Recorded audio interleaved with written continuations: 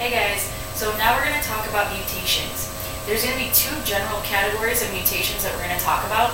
The first category are going to be changes to the DNA code, or more specifically, changes to the genes themselves. And then the second category is going to be changes to the chromosomes. And now here we're talking not just about individual genes, but big chunks of chromosomes. And those big chunks of chromosomes could actually contain multiple genes. So first we have substitutions. Again, this is going to be a mutation to a gene.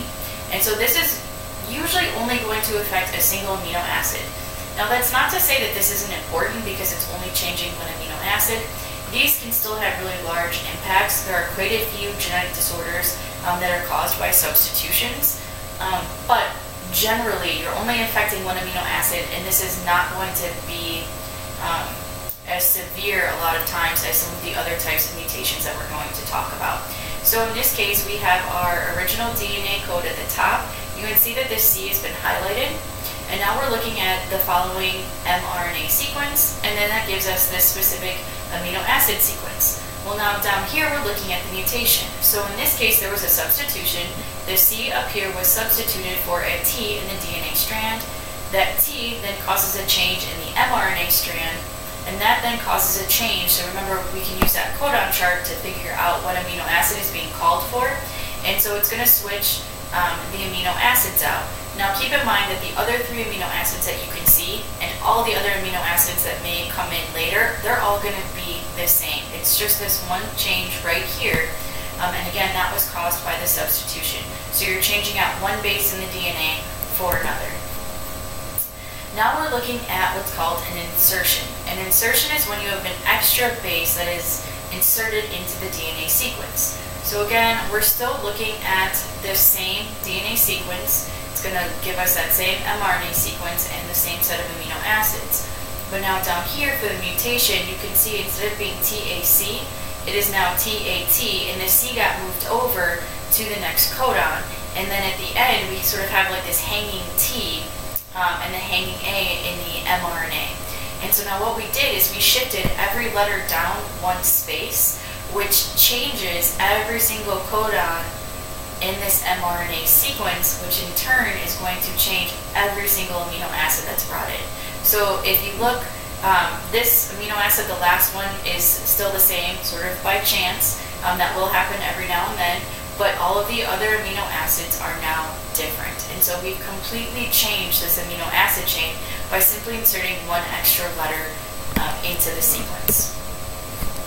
And the next type of mutation is called a deletion. And so a deletion, again, this is just a single base change, but this is when you have a single base that's deleted, and again, this entire reading frame is going to be shifted. So here, we're using real words this time. So the fat cat ate the rat. Now, if you delete out a single letter, so let's say we take out the H in the, so we're showing how that's crossed out, and now we have to regroup all of the letters so that we're still looking at 3 letters at a time. So here you can see the regrouping happening, and what you're left with doesn't really make a whole lot of sense. So when you delete out a base of DNA, it's going to do the same thing. It's going to cause all those DNA triplets and all of those codons to regroup.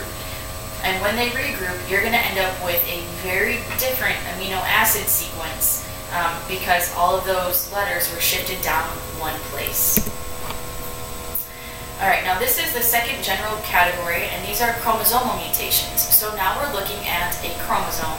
Alright, so this is our original chromosome up at the top, and you can see we've broken it down into 6 different sections. So you've got A, B, C on one half, and then D, E, F on the other half. So again, some of these are pretty much what you would assume. So a deletion in this case, we have simply just deleted the B section of the chromosome.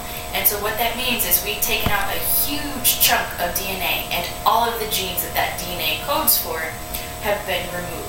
So this could be really bad. We're not talking about like removing a single base from the DNA. We're talking about removing a huge chunk of DNA and all of the genes within that piece of DNA. So this is way more severe than just taking out like one single letter, one single base. This is taking out like, it could be like thousands or even maybe larger number of bases. Right below that is what we consider a duplication. And so in this case, instead of just having one beat, now we have two. Something I want you guys to keep in mind, DNA isn't necessarily like money. Like the more money you have, awesome, you're good, right? DNA doesn't work the same way. So you may think, oh, okay, that's not a big deal. Now we've just got extra. You don't typically want extra DNA because it can still cause errors. So even though we're not missing that section anymore, we've doubled it, and so that's not necessarily a great thing. Over here we have an inversion, and so what you can see is the B and C sort of switched places with the D and the E, so they flip-flopped around the center of the chromosome. Again, everything is still there, it's just in a slightly different order, so this would be, in most cases, better than removing a big chunk of the DNA, but if you like broke a gene in half while it was inverting and switching places, like that could be really bad. So again, none of these are really good mutations. They're just different examples with different levels of severity.